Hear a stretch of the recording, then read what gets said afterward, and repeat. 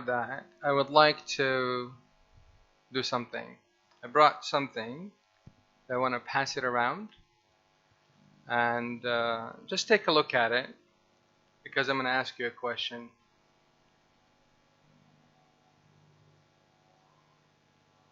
I got these little ones. You rather pass?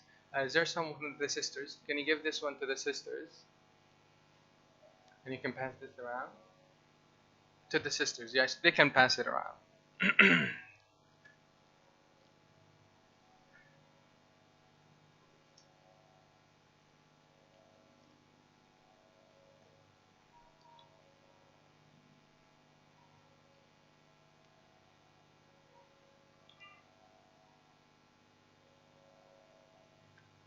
Due to the limitation of time, don't hold it for too long. We want everybody to be able to see it. Just take a peek out of it. And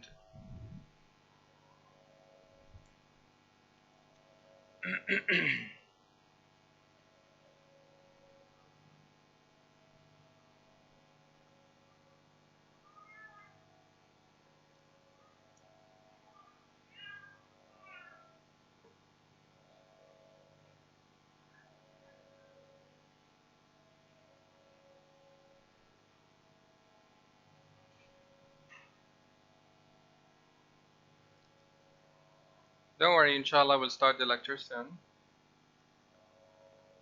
Jazakallah.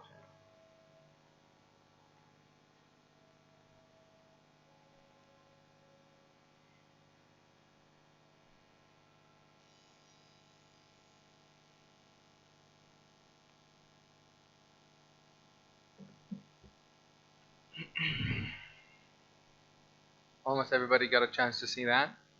What was that? Microchip. What kind?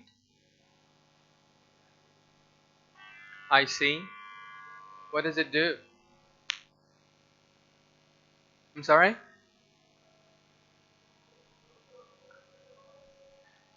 Controls. Put it on a computer. Okay. What else? What else does it do? It programs, or it's a program? It's a program. Okay. Please. What else can that chip do? Storage. All of what I heard, are these facts or are they hypotheses? Are they assumptions? So these are assumptions that we have about this little chip. How do we know for sure? What is this chip for? Test it. Are you qualified to test it? Am I qualified to test it? Is he qualified to test it? You said what? Professional. We'll get to you in a second. Sorry? Research about it. And how do what? If you're not sure about it. So if you're sure about it, what do you do?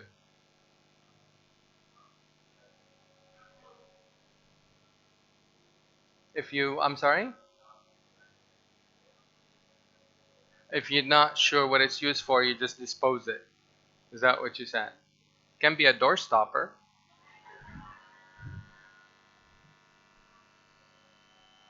What's the value of this?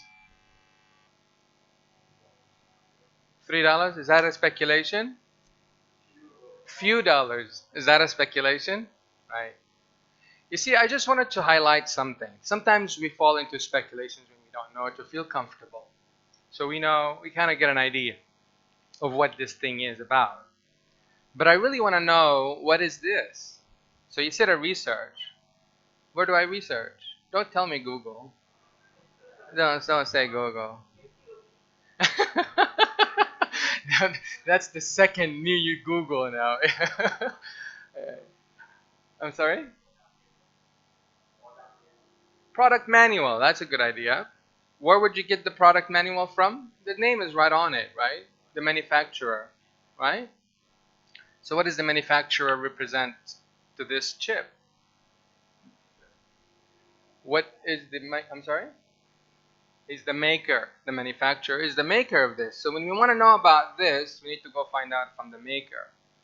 Now, how do we know about the maker? From his creation, right? So we know this maker is good in ICs. They make good ICs. It's very functional for those who know what this is about. After you do the research, you will know about the maker is qualified to come up with this. And then the maker tells you, here's a manual. This is how you use this chip. Like, okay, you get the manual. What do you do with the manual? Read it.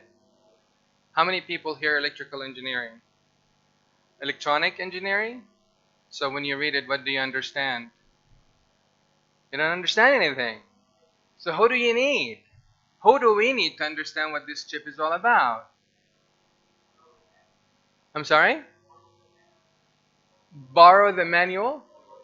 Follow the manual. But if I'm not an electronic engineer, how would I read the manual?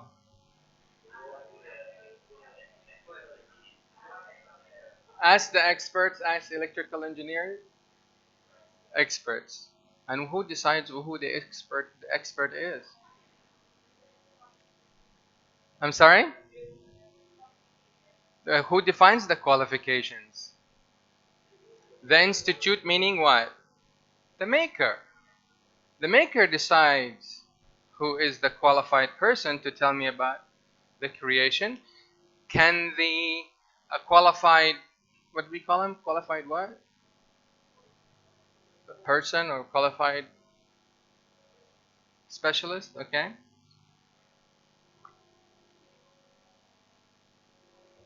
Can the qualified person who I'm going to be following his guidance to tell me about this, can he tell me about the maker? More than I could ever know. Is that correct? Okay. So that's what we're going to be talking about today. In a different level. In a much higher level. I'm going to be focusing today on how to know Allah. Okay? I'm not drawing parallels, I'm not drawing equals, but I'm just drawing an example, a very low example to the highest and the most high example ever, right? So we just want to get that concept. So we follow this concept. Believe me, it's not just us Muslims, and I'm presume that everybody's Muslim here. Anybody's a new Muslim or a non-Muslim? Okay, which one? The first one or the second one? Non-Muslim. Welcome. And even the non-Muslims believe in this concept in their true life, because that is the fitrah, is the natural belief that Allah subhanahu wa ta'ala put inside us. We want to know about Him, then we need to know who does He qualify to be the expert in His message, which is the messenger. If you guys attended the classes in the new Muslims, we spoke about the believing in messengers and all that. We dig deeper in that, but I'm not going into that. So the messenger, we all believe that he's qualified. Who made him qualified? Allah subhanahu wa ta'ala. Yes, there are some false messengers, there are some people claim to be messengers, but subhanallah, there is no university to have messengers graduate. You cannot be a prophet by deciding your career to be a prophet this year, like that's your resolution. You cannot do that. You see, messengers, people claim, they don't have a certificate, but they claim it. And we know how we find out from the messenger and the prophethood, or the false messengers and the false prophethood, whether they are truthful or they are false. So therefore, I'm going to go with the assumption that the messenger that we follow, the expert in the message, is qualified. If you have questions about that, we can discuss it outside the scope of this discussion, because the focus on discussion, or the focus of this lecture, is how to know Allah subhanahu wa ta'ala. So we have established the qualification of the messenger.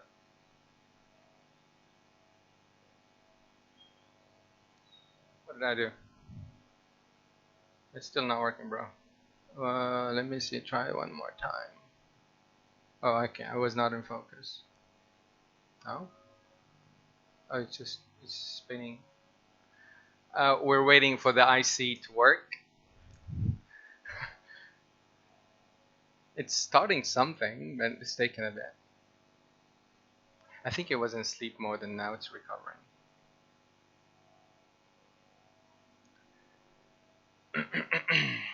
So in order for us to know Allah subhanahu wa ta'ala from the analogy or the parallel that we drew about that we need a manual and we need an expert. So therefore, if we want to know about Allah subhanahu wa ta'ala, we need what? We need the Quran and the message. And the message is from the Sunnah of the Prophet ﷺ.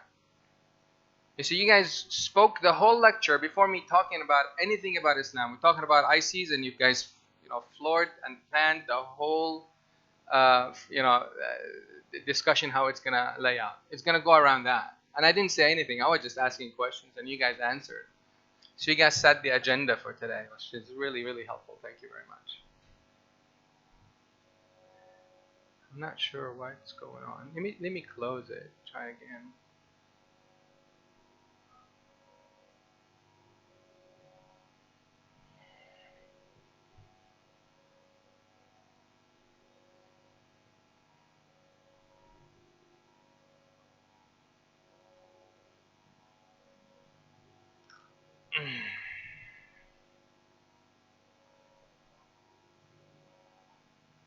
Yeah, I had to restart it. Okay, the sources we have for us to know about the Maker, the Quran, and the Messenger to help us to know about Him. What do we know about the messengers? I'm just stating this just for the fact that we all know this. Allah subhanahu wa ta'ala is telling us about His Prophet. وَإِنَّكَ لَعَلَى خُلُقٍ عَظِيمٍ. You are, O Muhammad, of great moral character. This is the description, what says in the Quran about the messenger. So these are the qualifications that you would see in the manual. For a technical person, he would need to know that. So there'd be like a certificate of his qualifications and all that. And therefore the Quran, Allah subhanahu wa ta'ala is telling us about our Prophet. And by the way, I do not like to read the Quran or translations of the Quran in English. I will read it in Arabic and you guys can read it in English. I hope you can read it. Apparently it's a bit too small. Allah subhanahu wa ta'ala says in Surah Al-Jumu'ah, وهو الذي بعث في الأميين رسولا منهم يتلو عليهم آياته ويزكيهم ويعلمهم الكتاب والحكمة وإن كانوا من قبل لفي ضلال مبين. So his job is to teach us about what's in the book and the wisdom that Allah subhanahu wa ta'ala brought to us. In Surah At-Tawbah, Allah subhanahu wa ta'ala says, now these are the company of the Prophet ﷺ. The company of the Prophet are what? The companions of the Prophet ﷺ. They accompanied him throughout his life. They have also a status. So why is that important? So this is a knowledge that is moved on one generation after the other. So after the Prophet ﷺ died, his knowledge, his expertise in the message was transformed to who? To Sahaba. Why? Is that logical? Does that make sense? Because they're around him, they picked them knowledge and all that. So Allah subhanahu wa ta'ala even mentioned them and gave him a special status. And gave them qualifications. What Allah subhanahu wa ta'ala told us about them. And Allah subhanahu wa ta'ala specifically mentions Al-Muhajirin and Al-Ansar.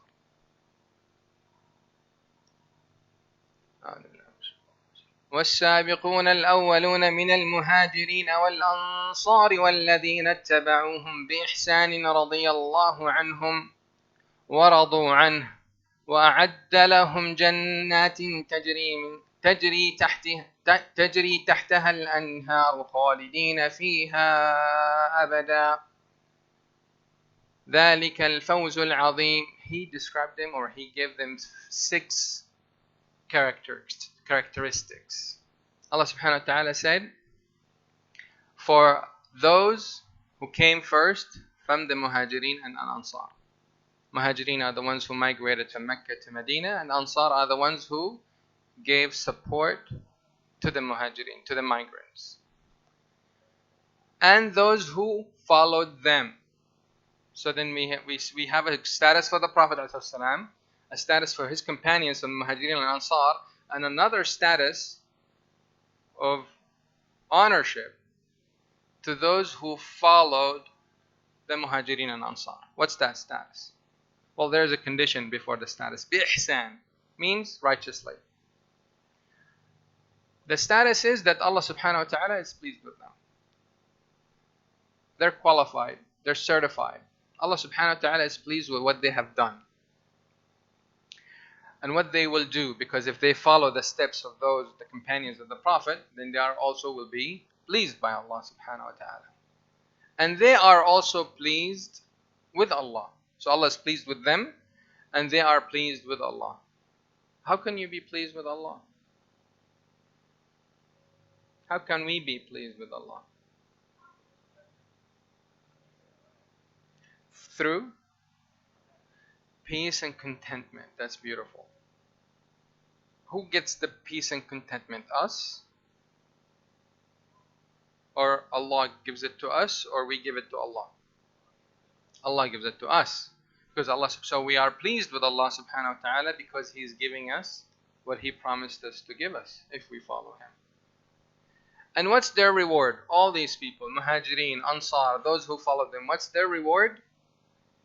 Jannah. And Allah subhanahu wa ta'ala describes the Jannah. And for how long? Everybody knows about SMART objectives. It's time-based. This is time-based. It's forever. So Jannah, that's the reward for forever. And that is what? And now this is the ayah that defines what? What does achievement mean?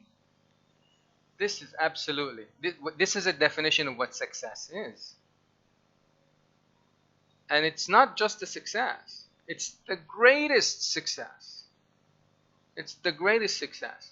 So this is a verse that puts everything together for us. Anyone who is below the Prophet ﷺ, now we know the relationship between Allah subhanahu wa ta'ala and His messenger. That's sad. And we know the relationship between the Prophet and his companions.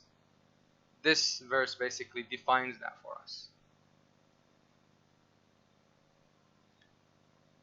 So whoever does not follow the messenger. Did Allah tell us about that? Yes. Well, if you don't know how to use this, you're going to burn it. If you don't follow the manual, you're going to burn this chip. And you're going to lose money. So here, you're going to lose your life. You're going to lose your eternal life if you do not follow the messenger. So there's a consequence in our life. There's a consequence in our belief. So that's why Islam is so powerful to all of us Muslims, and to many people who find out about Islam. They cannot find contradictions in Islam between what they believe in their life and how they live their lives and what is Islam is expecting from them to believe.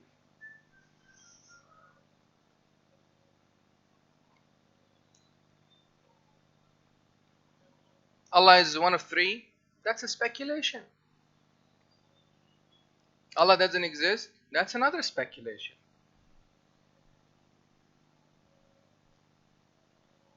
Allah had a son, because some of the Jews believe that Allah had a son. That's a speculation. God is a cow. That's a speculation. How do you find out if the cow is really God? How can you define that? Who created the cow? Right? Fire is my God. How could a fire give me something to, guide me? If if fire is the God and the creator, how can fire send out a paper or some message? It'll be burnt. So how do you go and find out about I lost the trail of my thoughts. So to find out about the gods, all of these false gods, they need to have something, those gods,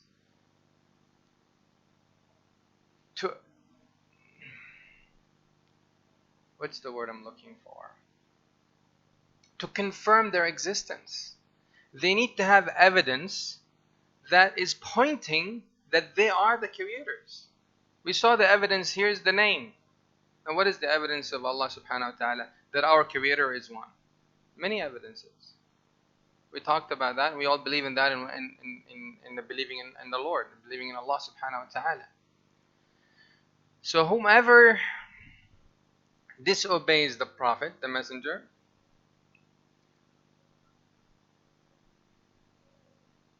he or she, they will be in hellfire. ومن يشاقق الرسول من بعد ما تبين له الهدى ويتبع غير سبيل المؤمنين نوله ما تولى ونصله جهنم وساءت مصيرا. So what's his punishment if he does not believe or does not follow the Prophet or does not obey the Messenger? Jahannam. But before Jahannam, what Allah subhanahu wa ta'ala said, we will give him what he has taken. What he has taken and drive himself into hellfire. So what does that mean? There is something started in 2000 or mid 2000s, 2005, 2006. I don't remember exactly, about like that you decide your own destiny. You know, believing in yourself. You can think, and your thoughts become realities, and something like that, talks like that. So that's what this is talking about. For those who believe in that, Allah subhanahu wa ta'ala is giving them that. So He's not guiding them. Right? So they are on their own. They believe in these kind of theories again. Allah subhanahu wa ta'ala is giving them that. So people come to you as like, you know what, I've been focusing on this car, red Ferrari, I've been really thinking about it day and night, and after 6 months I got it. Probably he's paying riba for it. But to him he got the red car. Who gave it to him? Allah. Under this rule. Because Allah subhanahu wa ta'ala let him be on his own. And that is the worst punishment.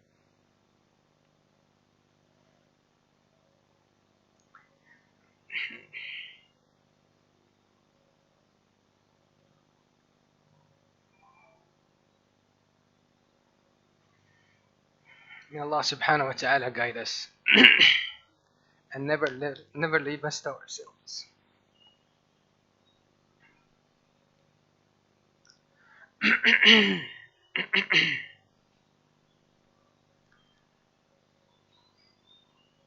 So what is the policy here?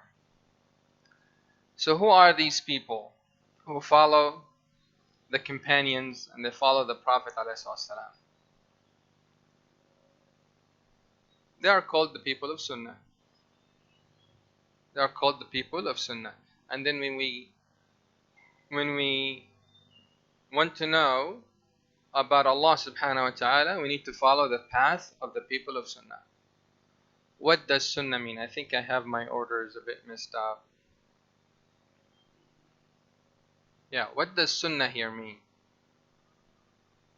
If you peeked, you got an advantage. But what does Sunnah here? We're talking about you need to follow the Sunnah and the Quran. What does that mean, the Sunnah? We know what the Quran is, right? So we know the following the Quran. What does following the Sunnah mean? The teachings of the Prophet Muhammad ﷺ. Okay?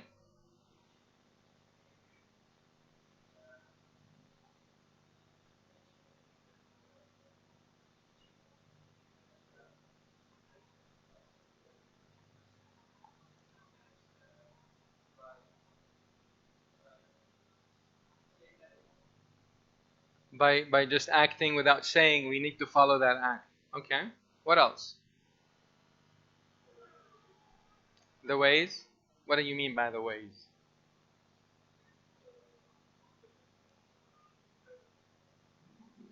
You just use the same word, the ways, and you added the Prophet and the companions. So what do you mean by the ways? Understood. I think that's what you meant, right? Understood. So their action, their sayings, their approval, very good, and their understandings.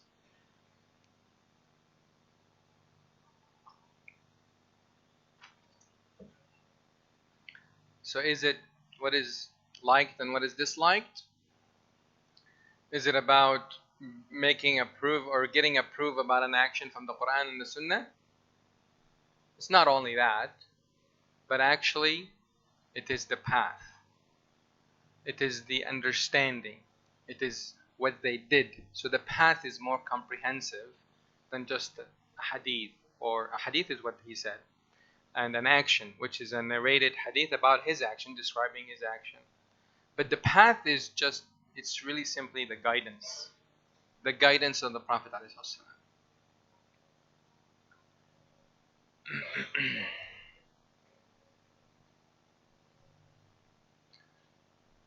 So where did this path come from? I'll talk about that shortly, inshallah, but let me go back to the order. So therefore, the people who follow this path, they're called the people of Sunnah. Now we know that there is a group called Shia, right? Do they follow the same path we follow? No. Why? Because they have an issue, a misunderstanding about the companions. And some of them, they have even doubts about the messenger. The message should have been gone. They believe that Ali is more qualified of a expertise in a message than the Prophet ﷺ. Some of them believe in that extreme. So therefore, when it comes down to tafsir, for example, the explanations of the Quran, the people of Sunnah fully rely on the tafsir and the explanations of the companions alayhim ridwanullah, Sahaba or Sahabat. So the people of Sunnah, we rely on the understandings of the companions. And we rely on their tafsir, how they did the tafsir. Why? Because of the qualifications that we read in the Quran.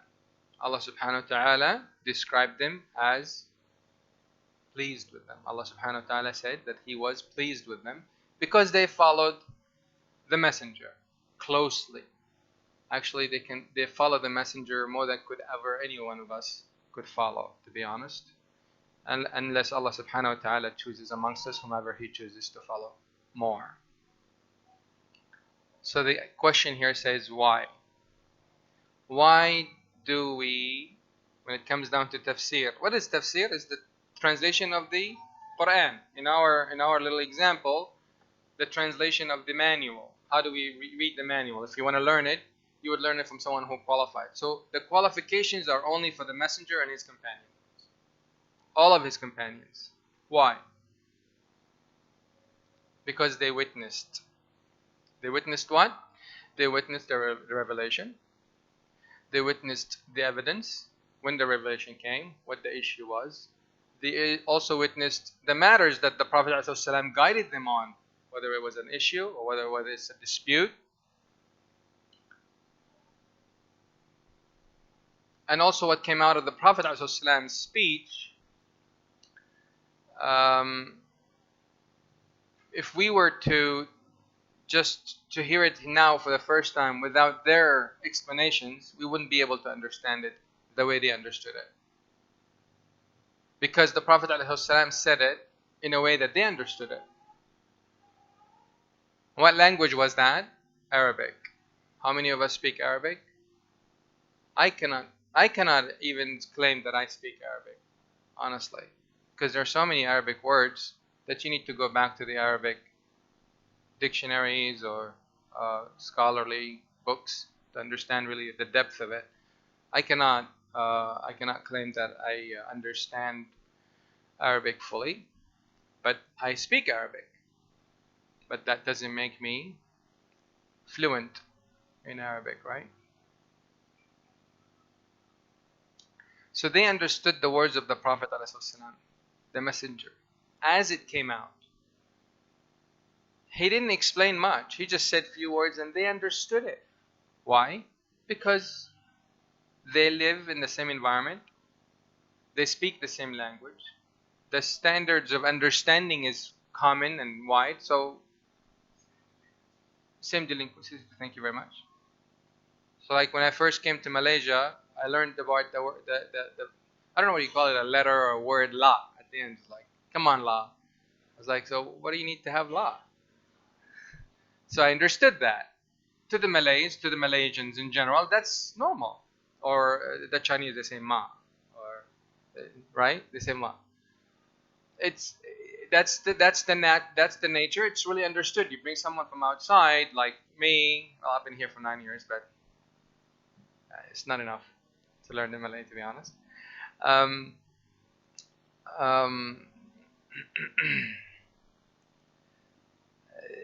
If you bring someone like me into this language that I wouldn't know specifically. Even if I were to learn the language, there are certain things that you would say to each other. You would know what it's meant. I wouldn't even have a clue, even if I spoke Malay. So that's the same reason at the time of the Sahaba, they understood the Prophet ﷺ the minute he said it. It's well spoken and well received.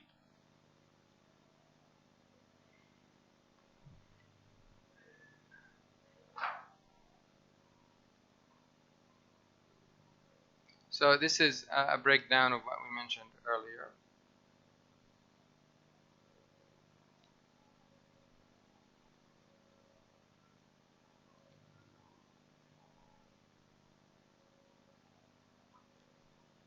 So the language of the scholars who pick up that knowledge from the companions, they speak Arabic. That's why many scholars, they believe that a judge or a mufti, if he doesn't speak Arabic fluently, he shouldn't be in that position because of the depth of the language and the history of the meaning. What does it go back to?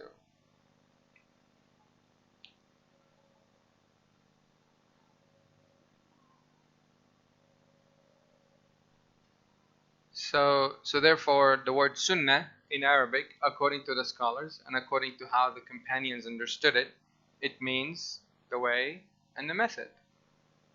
And the method usually has specifics like actions, sayings. So the method is more comprehensive than just the hadith. So the sunnah has in it the hadith and has other things, which mean the understanding is part of the sunnah. So that's the sunnah of understanding, or the understanding according to the sunnah. So the method or the path. Now, where did this path come from? So if you walk, in like you're hiking, and you find a path, where did that path come from? From those who came before us. So we follow the same path. We don't question, we just follow. I mean, how many times have we gone camping, if you ever been, or you followed a road and you felt comfortable getting off that road? It doesn't feel comfortable, even if you want to have a shortcut. It was like, what if this road doesn't really go here, but it goes in the other directions, right? So you'll end up really lost. You would not be able to even go to the same path that you were on. So even us, just on normal daily life, we wouldn't dare. We would really think twice before we leave that paved track that we're on. Even if you have a 4x4, I don't care. You will really think twice before you leave that. So where is that path going? So the path of the companions that the scholars follow. So we are following the scholars, and the scholars are following the companions. You guys see the path now, right? Where is this path taking us? What's the topic of the subject? So that is the path that is taking us to Allah subhanahu wa ta'ala. I just want to make sure that we all conscious and refreshed. I know most of us, or maybe all of us, know this, but I wanted to make sure that this is refreshed in our heads. This path, knowing Allah, has to be confirmed, assured by Allah subhanahu wa ta'ala. So the assurances between the Prophet, the Messenger, and his companions, that's set. Allah subhanahu wa ta'ala gives us that. So whoever from the scholars follow them, we follow them. Whatever they say, who Allah is, we follow it. So that's why it is important for us to know this. And I spent I don't know how many minutes I spent on this, 20 minutes maybe talking about this. But it's very, very important. Why? Why is this important?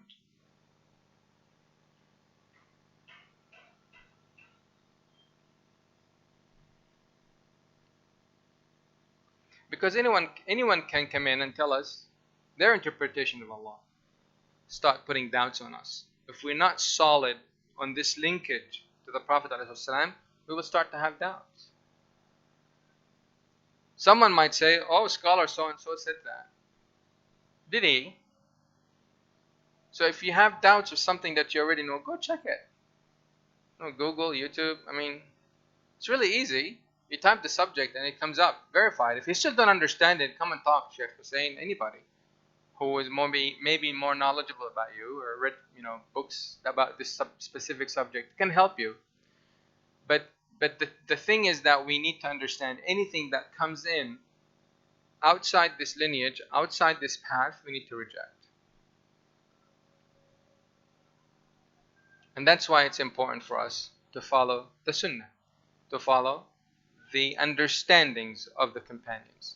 And Imam al-Shafi'i said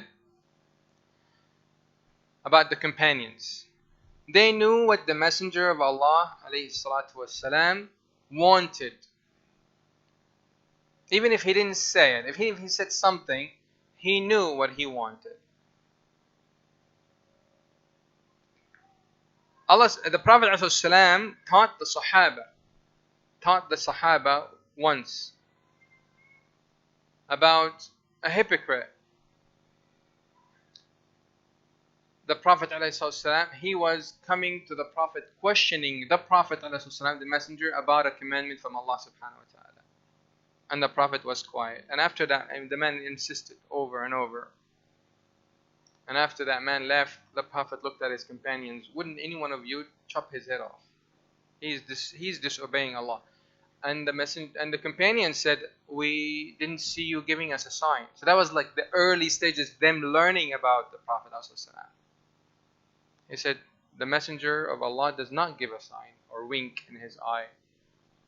So they understood their responsibility then. They understood when he's quiet, that means he's not happy. And some incidences that he was happy when he was quiet. So they understood when he was, agreeing. So they understood his actions. They knew what he wanted. And they followed it accordingly. So what he wanted, whether it was general, in a general sense, or in a specific sense.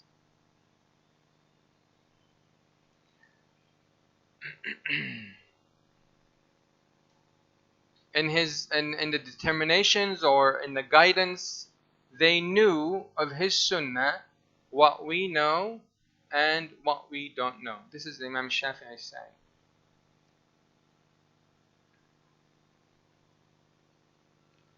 They are above us in every science and diligence and devout and mindfulness. So for someone to say, oh, maybe the companions didn't think about that. Well, no, you're wrong. If you thought about it, they didn't think about it, you're wrong. Because they are way above us. If anybody would have thought about it, it would have been them more than us. Or maybe they misunderstood this verse about Allah subhanahu wa ta'ala describing himself this or that. The Sahaba didn't say it. The Prophet didn't say it. Who are you to reject it? Oh, let's not talk about hadith. Let's talk about the Quran only. Let's just not read about the hadith or the companions. If anybody does that, know that this person is misguided. And if he said leave the Quran and leave the hadith, let me talk to you with logic.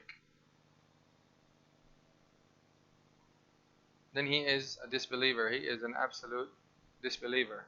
And if he said leave logic, let's just follow our desires, like what the phenomenon or the syndrome of finding yourself and follow your desires came about 2000, was widely spread out. Alhamdulillah, nobody heard about it. But be aware of it. So if anybody tells you that, know that this person is Iblis. This is according to one of the scholars who said that. This is shaitan in a human being. He is misguiding you by making you follow your desires.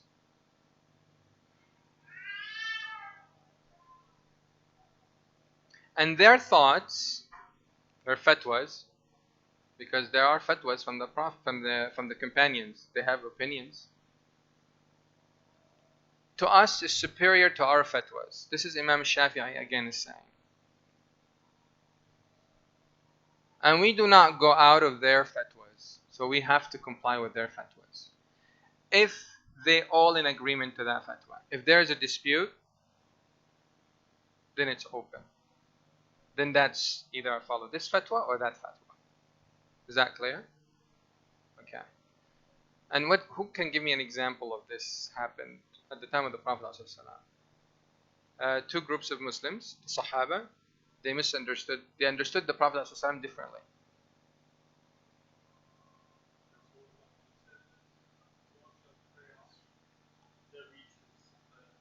Yep.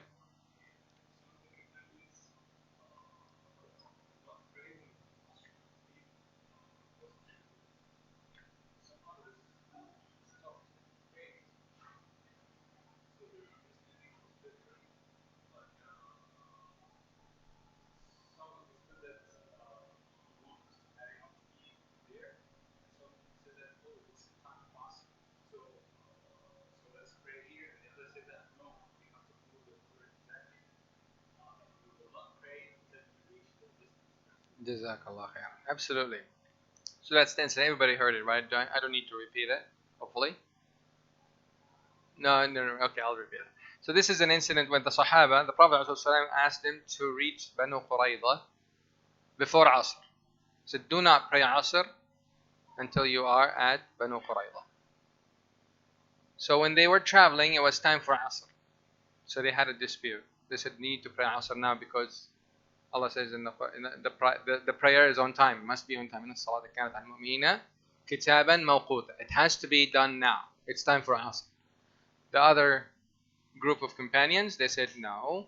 The Prophet ﷺ said that we will pray Asr in Banu Qurayza. So that's the dispute. So part of them, they prayed there, and another part, they went to Banu Qurayza. The second part felt that what the Prophet ﷺ meant is hurry up, make sure you get there before Asr. The first part said it's just when you do, just hurry up, but when it's time to Asr, you pray it on time. When they came back, and this is the evidence, and that's why we follow these incidences thoroughly.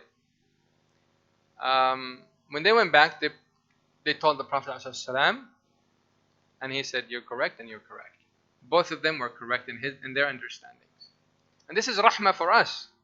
This is an absolute mercy for us. And Allah subhanahu wa ta'ala sent the Prophet ﷺ as a mercy to all mankind. And he would definitely be mercy to the believers and to the followers.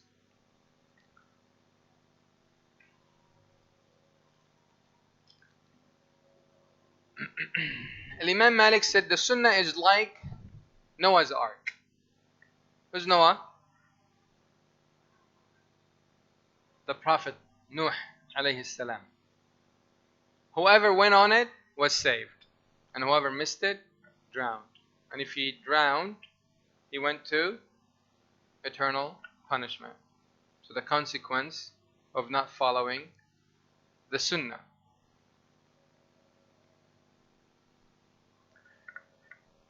So this is a hadith. So we saw the status of the companions from the Quran. Now there's a hadith also to support the status of the companions, the company of the Prophet ﷺ. The Prophet ﷺ, and again I'm going to read the Arabic, you guys can read the English. قال عليه الصلاة والسلام إن خيركم قرني ثم الذين يلونهم. It's very small, I cannot see. Yeah, it's right here. جزاك الله خير. ثم الذين يلونهم ثم الذين يلونهم ثم الذين يلونهم. The person who narrated this hadith does not remember if the Prophet ﷺ said, so I'll just translate what I understood from the hadith. The best amongst you are my generation or my century. My century. Qarn is 1 century. Then those who follow, then those who follow, then those who follow. The narrator of this hadith, he said, I don't remember if he repeated it 3 times or 2 times. The majority of the scholars, they believe it's 3 times. So that's the famous opinion. But you can, it's up, this is an open area. There's not really, it depends on the narration. There are 2 different opinions on that. And then after them, ثم يكون بعدهم قوم يشهدون ولا يستشهدون ويخونون ولا يؤتمنون وينذرون ولا يوفون ويظهر فيهم السمن رواه البخاري. So these are the people after the 3 centuries. There will be people that will come that will have characteristics, false testimony, and will not be trusted, and so forth. So let's dig a little bit deeper on these 3 centuries. Let's analyze these 3 centuries. The first century, or the first qarn, the Prophet ﷺ, the Prophet ﷺ born in Am al-Fil, the year of the elephant. This is not the Chinese calendar, the year of the elephant. I don't think they have an elephant. Do they have an elephant? I really don't know. But it's not the Chinese calendar year of the elephant. It's the year of the elephant because of the elephant of Ibrahim. So that's, according to the scholars, that's about 570 AD. Then the revelation started 610. So the revelation started 610, 3 generations after that. So the 7th century, 8th and 9th, it was the Abbasi and the Umayyad period.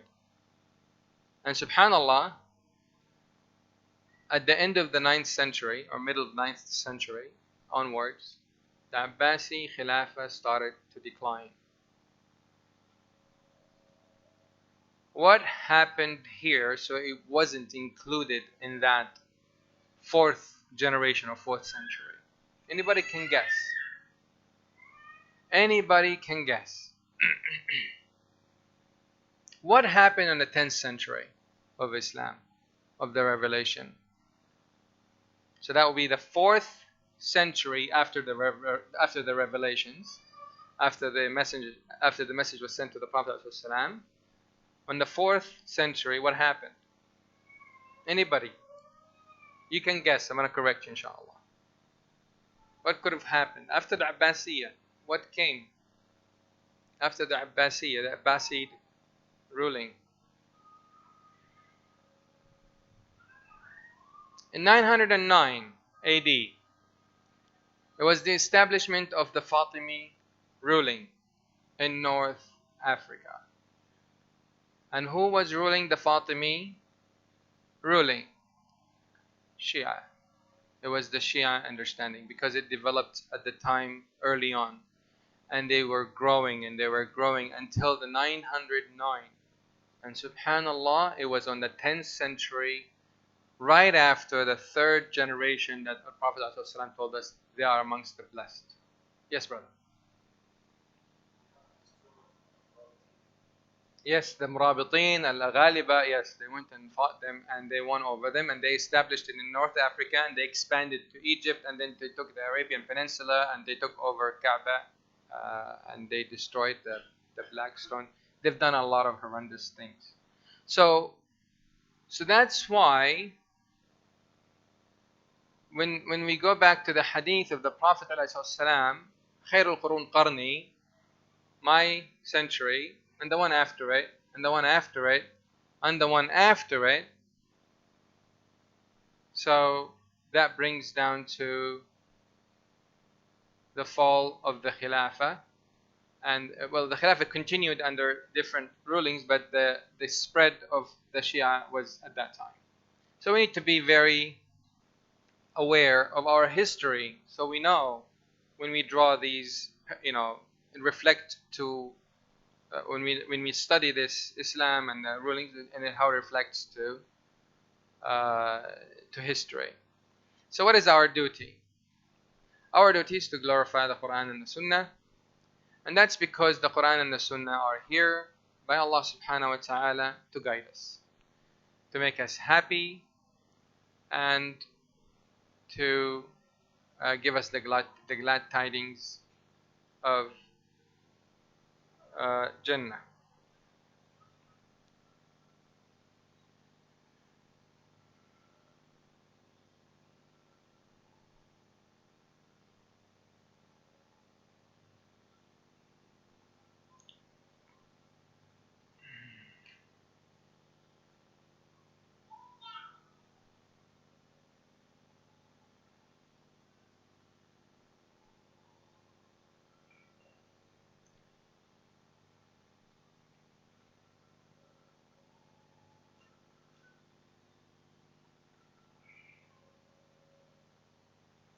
So at the end of this verse, Allah subhanahu wa ta'ala says, I'll read the beginning of the verse. And this is the evidence that this Quran came as guidance and mercy to mankind, to the Muslims specifically.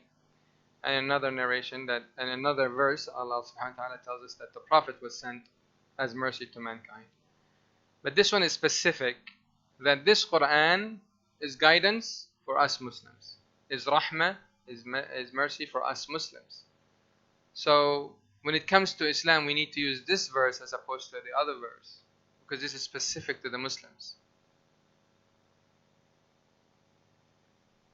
Allah subhanahu wa ta'ala says, وَيَوْمَ نَبْعَثُ فِي كُلِّ أُمَّةٍ شَهِيدًا عَلَيْهِمْ مِنْ أَنفُسِهِمْ وَجِئْنَا بِكَ شَهِيدًا عَلَى هَؤُلَاءِ وَنَزَّلْنَا عَلَيْكَ الْكِتَابَ تِبْيَانًا لِكُلِّ شَيْءٍ وَهُدًى وَرَحْمَةً وَبُشْرَى لِلْمُسْلِمِينَ. So I missed one thing, actually. I missed it. تِبْيَانًا لِكُلِّ شَيْءٍ. So this is to explain everything. To explain everything. And guidance and mercy to the Muslims. So in this Quran, it has an explanation of everything.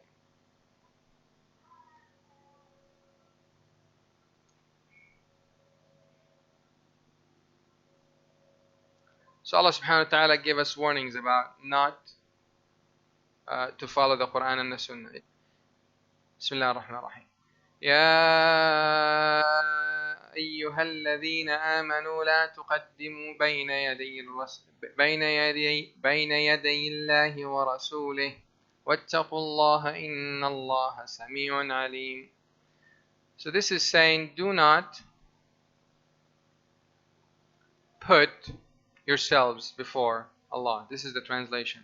But if you read the translations of the scholars, this is basically saying, don't put your opinion before the opinion of Allah subhanahu wa ta'ala, or the rulings of Allah subhanahu wa ta'ala. I meant to say the rulings of Allah subhanahu wa ta'ala and the rulings of the Prophet. Whatever he says, the messenger, whatever Allah subhanahu wa ta'ala says, there is no opinion in what we say. And as long as the scholars are following the steps, and you can follow these things, and you can, you can find out the lineage and the breakage. And that's why we have hadith. That's why we have history, biographies, and all that stuff. It's all knowledge for us. So we know if they are all on the right path or not. So therefore, we don't put an opinion of a scholar, or even if he's on the path, he might be misguided. If he's alive, he might be still misguided, because we don't know. After he dies, if his biography throughout his life is accurate and is according to the path of the Prophet ﷺ, then we take it. if some of his path during his life, after he died, if some of his opinions was misguided and then he was guided, then we follow what he was guided with. Whatever he was misguided and made tawbah of, we disregard that. Who's an example of that? You should know.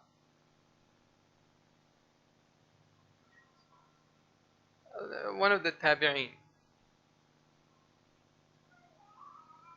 Abu Musa al-Ash'ari. He's a scholar. He left the path. He fell into the ta'wil, or fell into the explaining the explanations kind of thing. And then he realized from the companions, from the scholars at his time, and then he made tawbah before he died.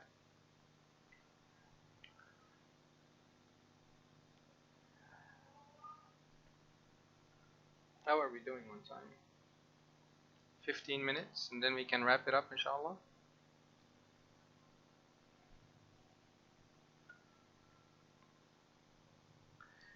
So this is another verse in the Quran that Allah subhanahu wa ta'ala is telling us not to have any doubt, to put Allah's commands and His Messenger's commands before any human being's opinion.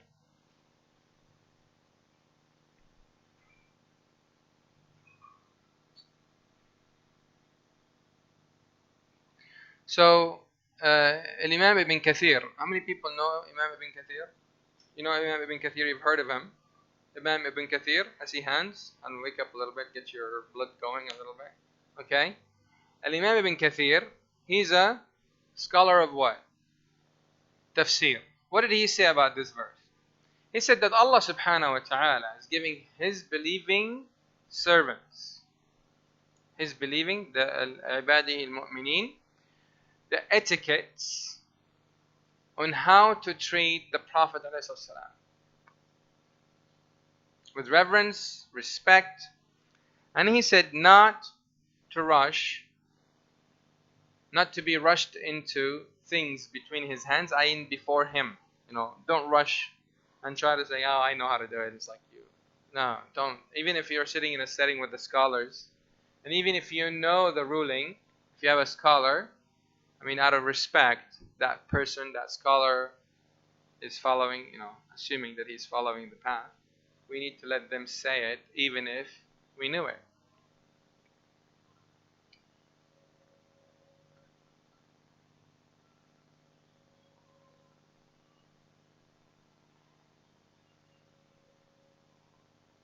So therefore, us as followers, we need to depend on the Prophet ﷺ, him here referring to the Prophet ﷺ in all matters.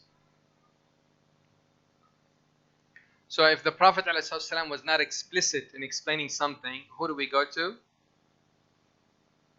How the companions understood it. And we follow their understandings, right?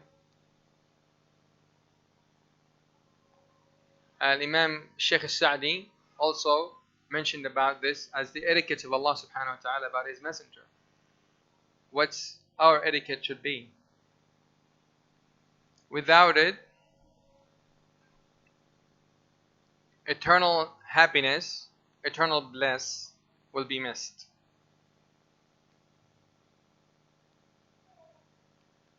So here it says don't say anything before the messenger.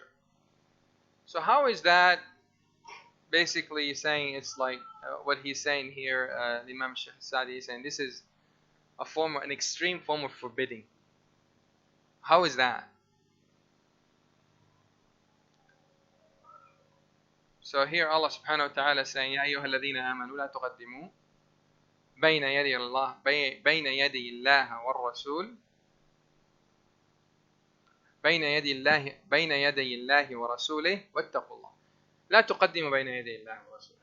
Do not go before Allah and His Messenger. Do not put your opinion before them. Do not do something without you knowing what Allah and His Messenger said. Do not assume without finding what Allah and His Messenger said about a specific matter. If you don't know, stop. Go find out and then do it. So why is this? Shaykh Imam al-Sa'di is saying that this is an ayah to forbid us from that. To forbid us from doing, being being improper with the Prophet and his being improper with Allah and His Messenger, being improper, to have an improper relationship, inappropriate relationship with Allah and His Messenger. This is saying, do not go ahead, go in advance, go in front. Everybody, I'm sure parents know this verse. Oh, now I forgot. I'm drawing blank. وَبِالْوَالِدَيْنِ إِحْسَانًا وَقَضَى جَزَاكَ اللَّهُ خَيْرًا. I was trying to find out the beginning of the verse. وَقَضَى رَبُّكَ أَلَّا تَعْبُدُوا إِلَّا إِيَّاهُ وَبِالْوَالِدَيْنِ إِحْسَانًا إِمَّا يَبْلُغَنَّ عِندَكَ الْكِبَرَ أَحَدُهُمَا أَوْ كِلَاهُمَا فَلَا تَقُلْ لَهُمَا أُفٍّ. And the scholars are saying, everybody knows this verse? فَلَا تَقُلْ لَهُمَا أُفٍّ. Do not say to them a word of uff, like uff. You're making me now stop watching TV. Uff. I mean, I have to go clean the, take the garbage out. Uff. And he just said uff. Allah subhanahu wa ta'ala told the children not to say to their parents uff. A word of dislike, a word of disapproval, a word of disobedience. It's an expression, it's not even a word. So if Allah subhanahu wa ta'ala told the children not to tell their parents this expression of disobedience, so what is that telling them? So if that is forbidden, so what other things are forbidden? Everything else above it. So anything like frowning at them, that's even worse than saying oof. Oof is like, it's like, it can be, he can argue like, oh, I was just exhaling. I wasn't saying oof, I was just exhaling. But even that, Allah subhanahu wa ta'ala made it a forbidden act for the child to say to the parents. So anything above that is also forbidden. So Allah subhanahu wa ta'ala made the least forbidden. So even if the companions were correct, they were asked, this is an act of forbidding if you were to go before the Prophet or to have an opinion before Allah subhanahu wa ta'ala, or before what Allah subhanahu wa ta'ala has revealed.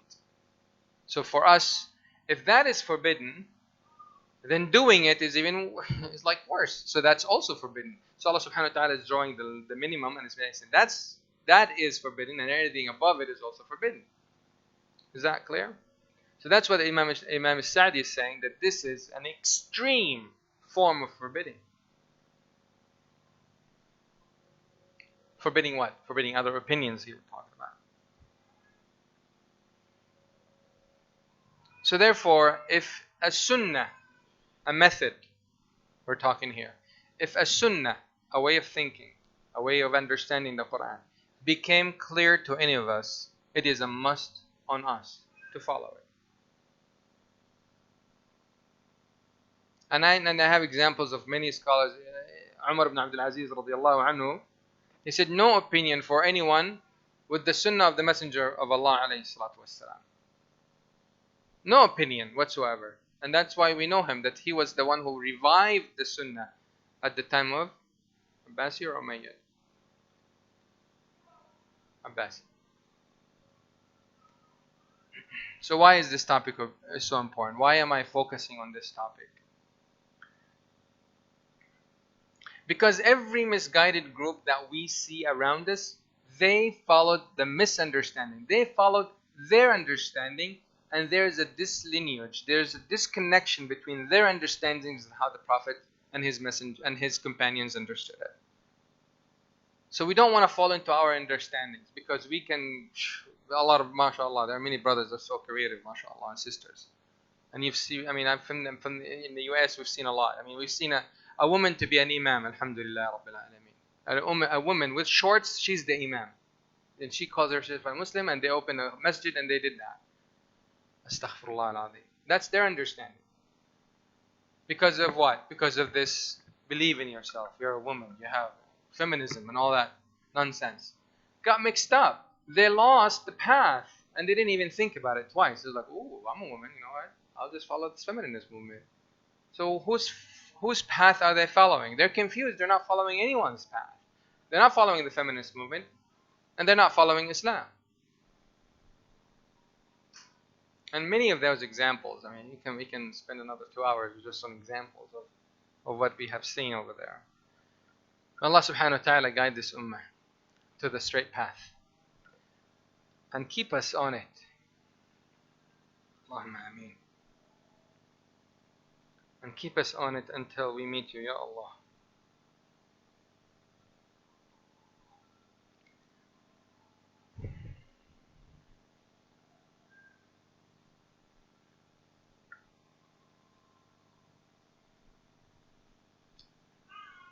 And therefore, the understandings of the Quran and the Sunnah is perverted according to their interpretations. Like, I'll give you an example. Druze is a sect of Islam. Druze is in Lebanese, right? In Lebanon area. Druze, there is a leaf called Mulukhiyya. You know Mulukhiyya, right? You're from Egypt, right? From the resemblance, mashallah, I can see.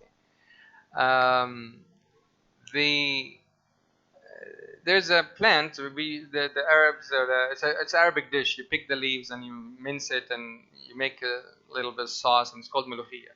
Mulukhiyya is haram for them. For the Druze, Mulukhiyya is haram. Did you know that? Yeah. Why? Because their scholar slipped on one of the branches of the Mulukhiyya. So they made the Mulukhiyya haram. And he hurt himself. So their scholar became more, evidence, and it's just, I'm just giving you many examples. To many of us, it's silly, but that's what happened. They truly believe in that. They feel really strongly towards that belief.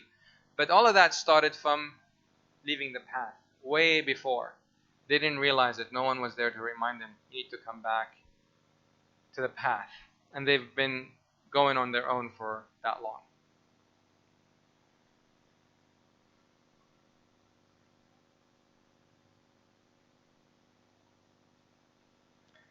Allah subhanahu wa ta'ala says in Surah Al-Ahzab,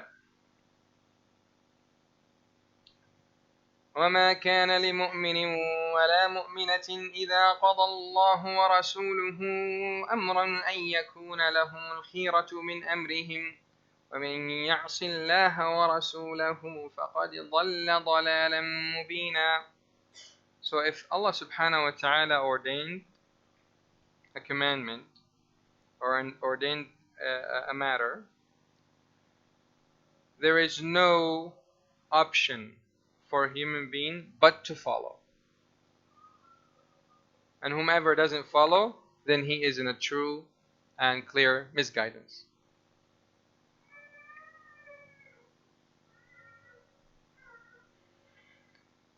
Allah subhanahu wa ta'ala says in Surah An-Nisa, مَن يُطِعِ الرَّسُولَ فَقَدْ أَطَاعَ اللَّهَ وَمَن تَوَلَّى فَمَا أَرْسَلْنَاكَ عَلَيْهِمْ حَفِيظًا. We did not, if they turn away, we did not send you as a guardian for them. A guardian from what? So this verse is saying that if they don't follow, they get punishment. Here it doesn't say they get punishment. This verse doesn't say anything about getting punishment. He said if they're misguided, that's it.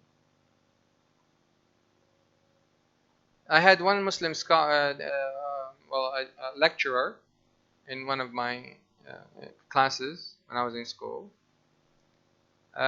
He told me he drinks beer. He drinks alcohol. I said, but you're a Muslim, right? He's of Arab origin. He's an Arab origin, so he's migrated and he's a second generation there. He said, yeah, I'm a Muslim. I said, but you drink, alcohol. May Allah help you, if you need help. He's like, no, I don't need help. It's not haram. I said, what do you mean it's not haram? This is beer, brother. It's like non-alcoholic beer, because at that time they didn't have anything called a non-alcoholic beer. It's like, you sure there's none?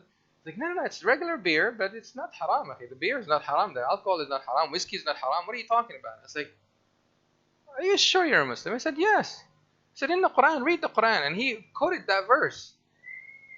He said, it says فَاجْتَنِبُوهُ. Doesn't say it's haram. فَاجْتَنِبُوهُ means what? Avoid, stay away from it. So I was like, are you being serious? And he's like one of the best scholars in material engineering. It was very heavy.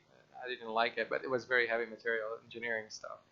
So his understanding is that فَاجْتَنِبُوهُ doesn't mean it's haram. Stay away from it does not mean it's haram. Because the understanding is his, not according to how the scholars understood it. How the scholars understood it according to the companions' understandings. So he misguided his own self. I mean, he's not a group, but I mean, why I'm saying this as an example, it doesn't have to be like so apparent to some of us. Sometimes it's just you're on your own. You make your own belief, and it just kind of like builds up, and then you kind of start acting on it, and you find yourself like you're a bit far away from others. It's like, so where do you go there? So may Allah subhanahu wa ta'ala guide us and him. That caused trouble for him. So what does that mean? فَاجْتَنِبُوهُ is even like what we said. Allah subhanahu wa ta'ala says the minimum is haram. So فَاجْتَنِبُوهُ means don't sit in the same table. The Prophet ﷺ in the hadith explained that. 7 people are cursed. That is related to alcohol, right? One of them is if you're sitting in the same table that they're drinking alcohol. So if you're sitting in that table, trying to close a business, and they're drinking, and you're like, man, I don't need to cause harm for myself. I just need to close the deal and just get out. I just want to have that. I know there are drinks, and it's okay, la. It's okay, la. I just want to finish the deal and go. I'm not sitting and drinking, la. I'm just closing the deal.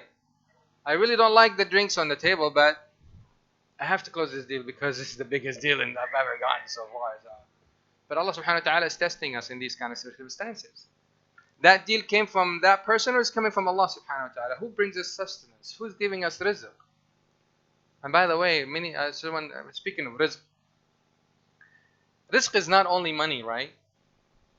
Because rizqi here, it seems like it's money focused, but rizq, in Arabic, which in Malay is rizqi, right? It's not money. Rizq is guidance, health.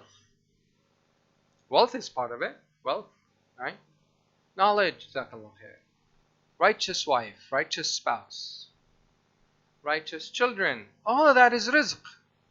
So we don't want to narrow to the capitalism, right? Allah subhanahu wa ta'ala help the ummah. So I go back to this ayah.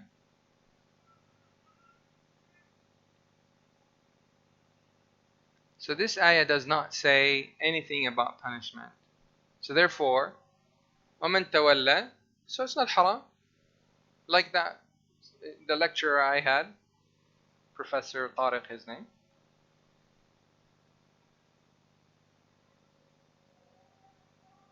That lecturer misunderstood the verse about the drinks, about alcohol. Someone might come and tell me, this one does not say punishment. It says, وَمَنْ تَوَلَّى. It's okay. Oh, Messenger of Allah, we didn't send you as a protector for them. But how did the companions understood this? How did the scholars understand that? How did the scholars of tafsir understood that? وَمَا أَرْسَلْنَاكَ عَلَيْهِمْ حَفِيظًا. حَفِيظًا from what? Protector from what? فَمَا أَرْسَلْنَاكَ عَلَيْهِمْ حَفِيظًا. A protector or guardian. He's not a guardian. He's not responsible if they didn't follow. His responsibility is to convey the message. So he's not going to protect them from the punishment. It's a hidden message here. It's not hidden that is not known. It is known for the Sahaba, and they understood it that way. It's not like I'm figuring it out now. So therefore, he's not their guardian.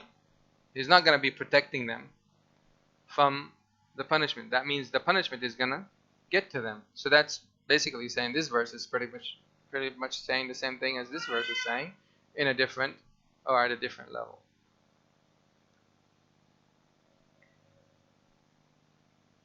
لقد كان لكم في رسول الله أسوة حسنة لمن كان يرجو الله واليوم الآخر وذكر الله كثيرا.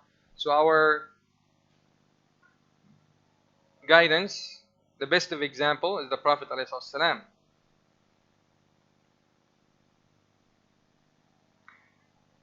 قل أطيعوا الله وأطيعوا الرسول فإن تولوا فإنما عليه ما حمل وعليكم ما حملتم وإن, and here's the you know the part that relates to the verses before. وإن تطيعوه تهتدوا. So if you were to obey the messenger, you will be guided. وما على الرسول إلا البلاغ المبين.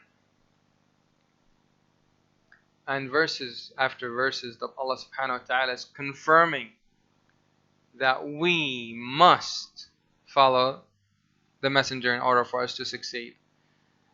لا ترفعوا أصواتكم. Do not raise your voices above the voice of the Prophet. Same thing. If that is unacceptable, then coming up with your own understanding is also unacceptable.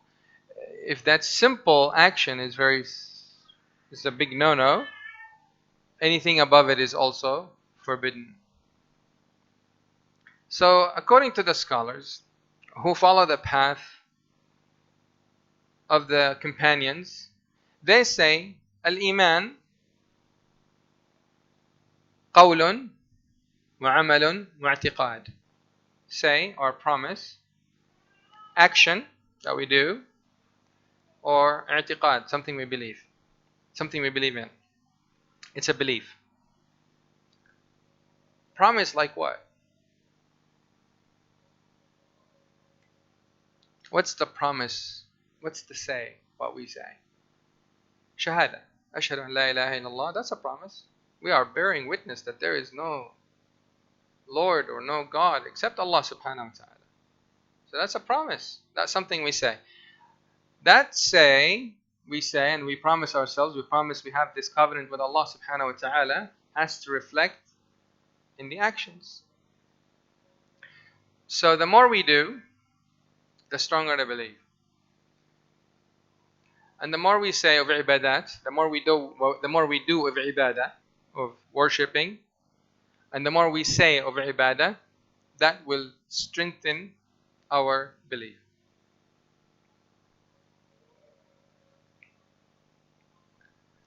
So the Prophet ﷺ, hadith of Abi Hurairah, and this is where I'm going to leave off, where Shaykh Hussein inshallah can continue with you the normal curriculum that you guys have. حديث أبي هريرة رضي الله عنه قال أن رسول الله صلى الله عليه وسلم قال إن لله 99 I cannot see the 9 أم 9 إن لله 99 نعم 99 اسما 100 إلا واحدة من أحصاها دخل الجنة. Allah subhanahu wa ta'ala, Abu Hurairah radiallahu anhu says about the Prophet ﷺ saying that Allah has 99 names, and the Prophet ﷺ is explaining more, so, emphasizing that it's 99. It's not like so they don't misunderstand him or they misheard him. So the emphasis here is 100 minus 1. The Prophet ﷺ said 100 minus 1, and whoever knows them will go to paradise. So then this hadith tells us what? That Allah subhanahu wa ta'ala has 99 names to know Him with. That we can know Allah subhanahu wa ta'ala through His 99 names. We know this much. This hadith tells us about Allah subhanahu wa ta'ala that He has 99 names. And then there is a reward if those who learn it and memorize it and make dua with it, praise Allah with it, there's a reward that they will go to paradise.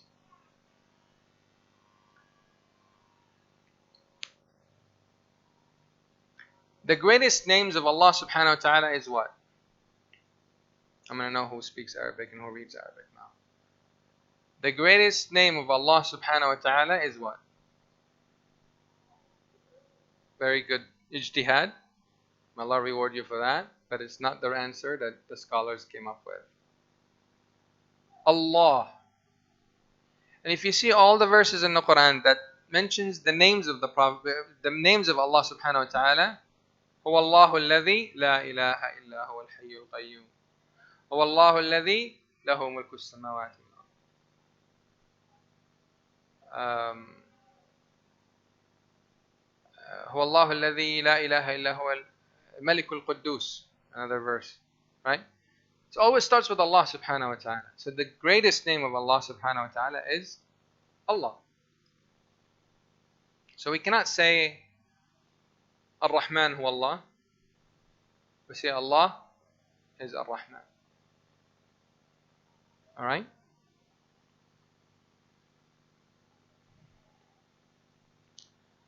Allah subhanahu wa ta'ala says in the Quran, Surah Taha, Allahu la ilaha illa huwa lahu al-asma'ul husna. Allah subhanahu wa ta'ala, there's no God except Him. He has the best of names. And Ar-Rahman is a very unique name. So Allah is a unique name to Allah subhanahu wa ta'ala. And Ar-Rahman is another unique name to Allah subhanahu wa ta'ala. Why? Who knows? Yes.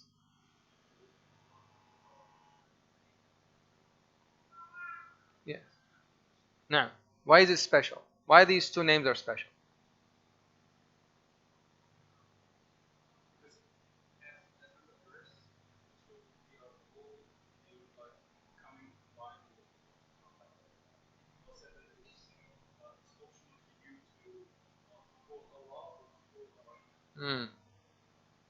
Okay, but Allah subhanahu wa ta'ala says, yeah. فَأَيًّا مَا تَدْعُو فَلَهُ الْأَسْمَاءُ الْحُسْنَى. So you can also make dua in any of the names. That's what the verse is saying. Yeah. So what's so special about Allah? Very nice. Jazakallah khair for the ijtihad. But what is the uniqueness of these two names? Yes. What's your name?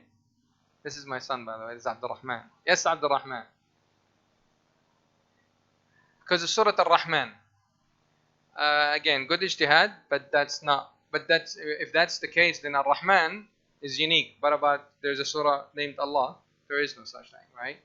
The good ijtihad, jazakallah khair. Yes, brother. Barakallahu feek. That is the answer. Because these two names, we cannot take the alif lam. We cannot take al. And I've seen common here, many people, Allah subhanahu wa ta'ala teach us the right way. They call, if somebody's name Abdul Rahman, they call him Rahman. That's inappropriate. Because Ar-Rahman is a very unique name. We cannot call someone Rahman. If someone is named Abdul Sami', you want to give him a nickname, Sami', it's acceptable. Right? If somebody is named Ar-Rahim, Abdul Rahim, you can call him Rahim. But when it comes down to Ar-Rahman, Abdul Rahman, you cannot call him Rahman. Because Ar-Rahman, just like it's a unique name that Allah subhanahu wa ta'ala gave Himself, that cannot be named by anyone else. What does Ar-Rahman mean? How does it differ from Ar-Rahim? I'm going a little bit deeper. I didn't really want to get deeper in this, but I just want to, anybody who knows Ar-Rahman, the difference between Ar-Rahman and Ar-Rahim.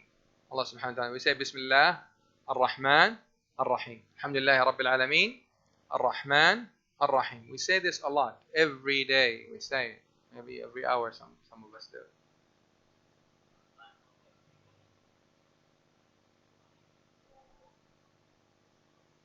Very good. Jazakallah khairan.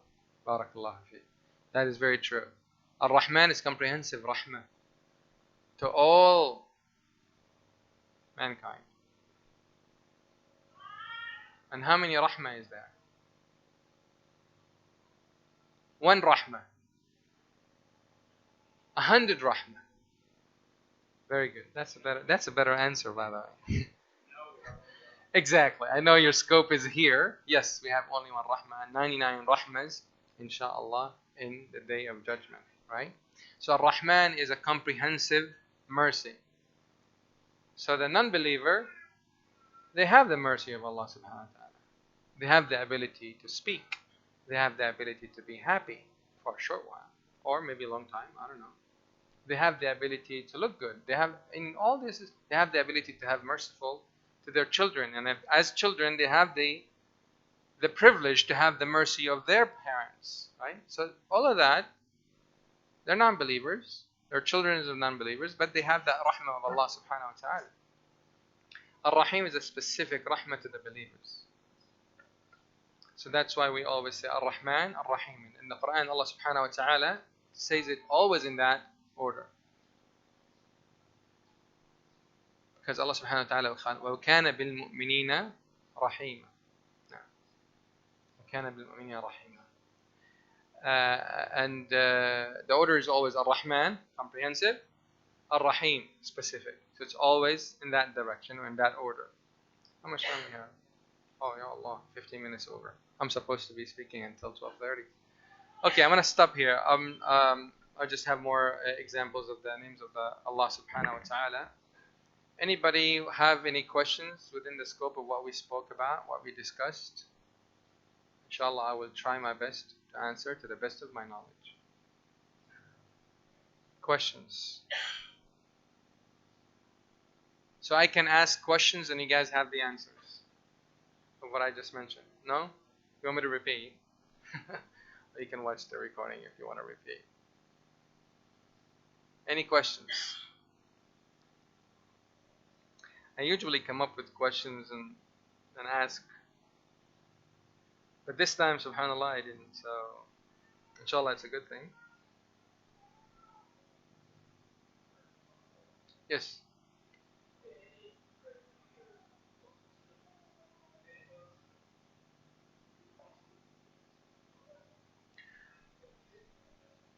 Yeah, the criteria is you need to understand, because here's what Al-Tabari, Al-Imam Al-Tabari, you know, Al-Tabari is also a scholar of hadith, a scholar of tafsir, right? Tabari, everybody knows Al-Tabari, Ibn Kathir, Al-Tabari.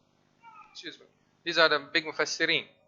Al-Tabari, according to his biology, the biography that they have about him, the way he wrote the tafsir, he went around and collected the understandings of the scholars at his time, how they got it from the scholars before them, how they got it until they got to someone as a companion of the Prophet ﷺ who understood it at that time. And it was understood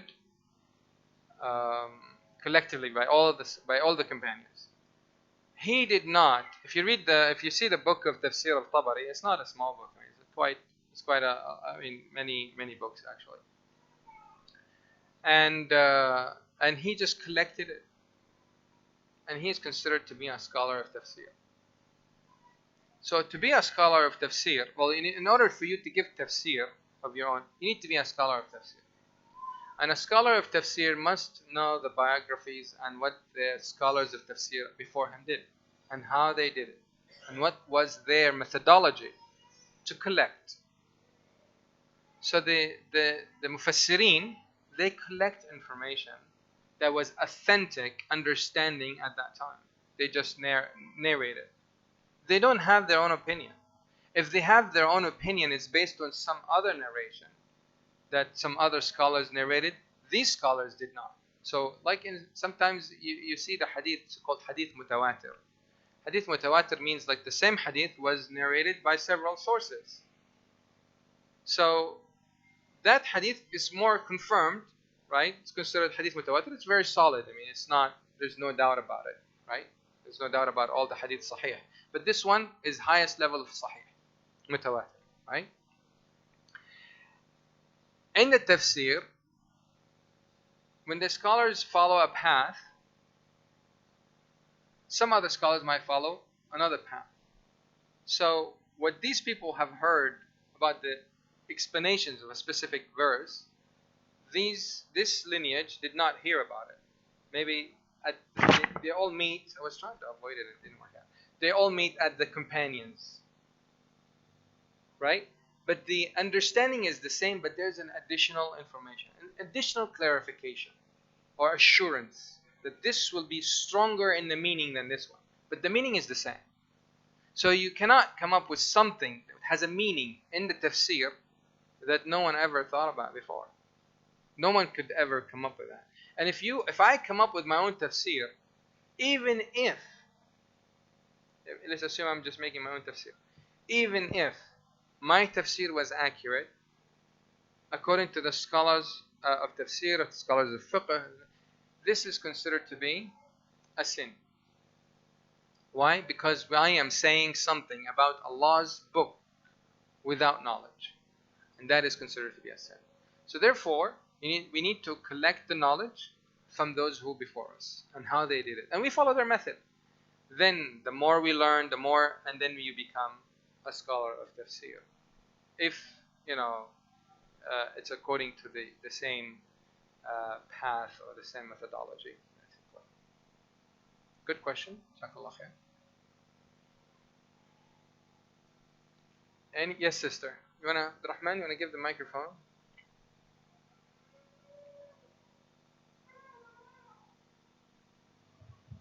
Assalamualaikum. I was reading a book, and the book is regarding some Q&A with an ustad, and it's regarding family issues.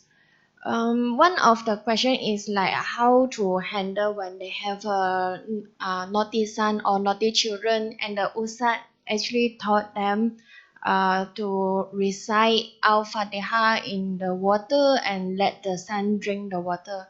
I would like to know, is this the correct way, or is some other teaching apart from Al Quran? Okay. Reciting Al-Fatiha in the water. I've heard something like that. Now the thing is about this is that there is evidence of such thing when it comes down to ruqya. So this is according to ruqya. Ruqya meaning what? If somebody's sick, somebody's ill, one of the opinions is to bring a cup of water and you recite Surah Al-Fatiha on it, and it becomes cure or protection from hasad, envious, or being envied, or jinn. Also some people might get possessed, and that's part of our belief, right? So that helps cure them from that. Now when it comes down to doing it to make your child lesser naughty, I've never heard of that.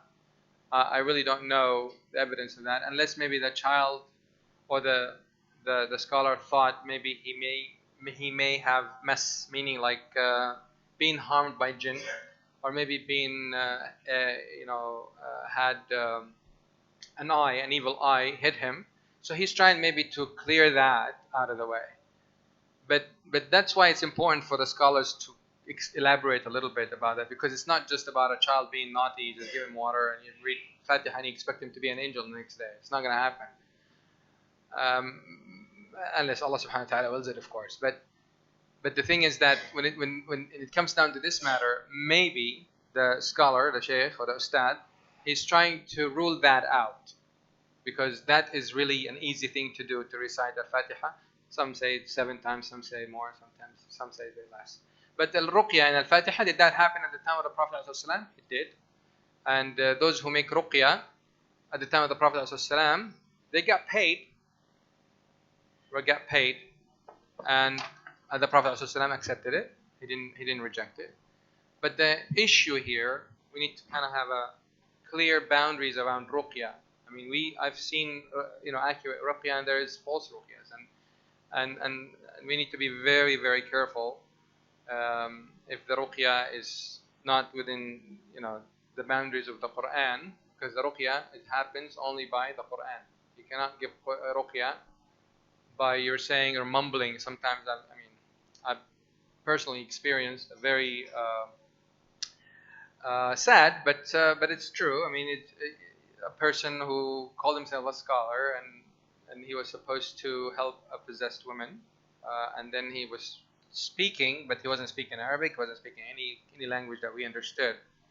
And then when we asked about that, we were told that was sihr, that was magic. He was dealing with the jinn, and he was getting a lot of money for that business. So we just need to be careful. If the ruqya doesn't have the Quran in it, then we put a big question mark. And it's nothing harm to ask the ustad why, or just to learn from the ustad in these kind of circumstances, because I'm sure they have a good reason why they're doing these things, and inshallah it's the right thing. But we just need to be very careful and specific and picky when it comes down to ruqya, because some people might use it for other purposes under the name of ruqya. I hope I answered your question. Did I answer your question? Any questions? Any other questions?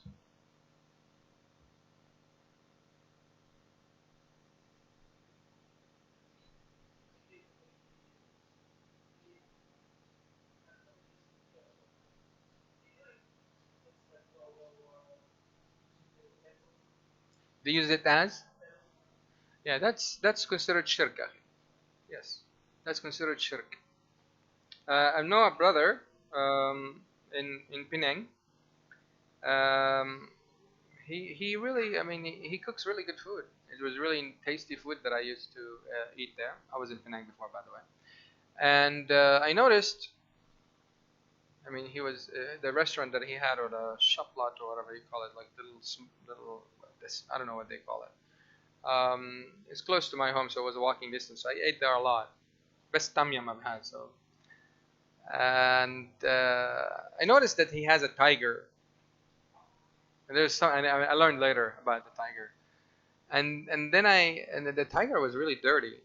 So I asked him, why do you have this tiger? It's so dirty and it's so unappetizing. It's not a good scene to have at a restaurant. You want to have lunch or something, or snack or dinner. He said, no, it's okay. It's like, give it to me. I'll buy a new tiger. He wouldn't give it to me. Well, I asked him to give it to me when I knew about the story of tigers, because that's a lucky charm for him. But that's not acceptable in Islam. The companions didn't have stuffed animals with tigers in it, right? I mean, of course they never used any lucky charms, but they didn't have any of that stuff. So these were the things. That's why we need to establish the foundation of this understanding of the methodology. Lucky comes from Allah subhanahu wa ta'ala. He chooses whomever He wishes. So yeah, these little writings, and some of them they put verses of the Quran because of good luck and all that. That's not how the companions did it. That's not how the companions did it. But what the Prophet ﷺ told us to start with the right, to eat with the right, to enter the masjid with the right, to exit the masjid with the left. That's etiquette. There's no superstition there. Just etiquette. And people take it a little bit too far or too seriously, and they just kind of build, and creativity comes in. May Allah subhanahu wa ta'ala guide us to the truth.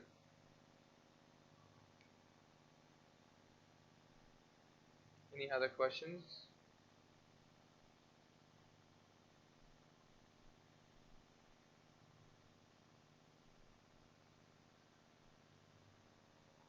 Okay, subhanakallah bihamdik nashhadu an la ilaha illa anta nastaghfiruka wa natubu ilayk. Jazakumullah.